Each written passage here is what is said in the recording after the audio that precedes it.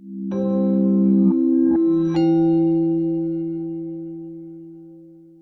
the draft companies bill was out, and it was out for a long time, just about no company expressed concern about these provisions. It's not a matter of boast, but I was one of perhaps the very few, if not the only person who wrote to the ministry objecting to the way these things were worded. I said, how do we balance stakeholder interests? There is no tool by which we can balance stakeholder interests. As an exhortation to good conduct, it's an excellent exhortation, like do no evil. But in reality, if you write it into the law, how will I stand in court before a judge and satisfy him that by not paying this tax and by increasing the profits my shareholders got, I was striking a fair balance? It will not be enough for me to say I complied with the law.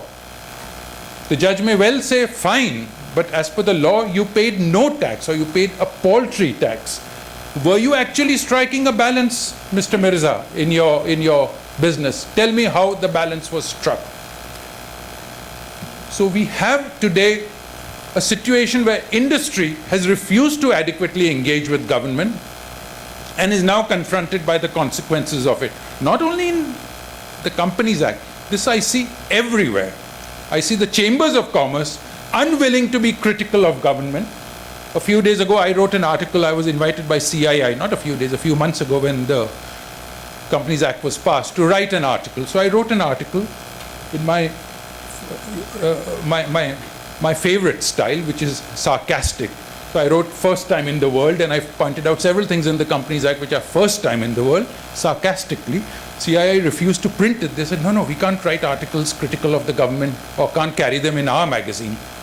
Now, if you don't have the courage to tell the government and to engage and to be involved with government, you have to then live with the consequences of that shying away. And you have to spend all your time in the courts well after your goose has been cooked in the way the law is written, to try and extricate yourself from a difficulty you've got into. So the first thing industry needs to do is to be far more involved with government, whether it's in your case in the tax laws, but just about in every law.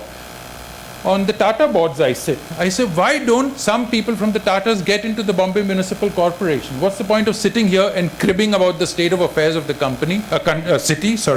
the state of affairs of the city? Why don't some of you get into Parliament and fight your case there? I sit on another board, Thermax. Anu Aga is in the Rajya Sabha. And she says, but no one hears me, Naushir. I said, they won't, because you don't have enough people. You're the one person perhaps, or two people.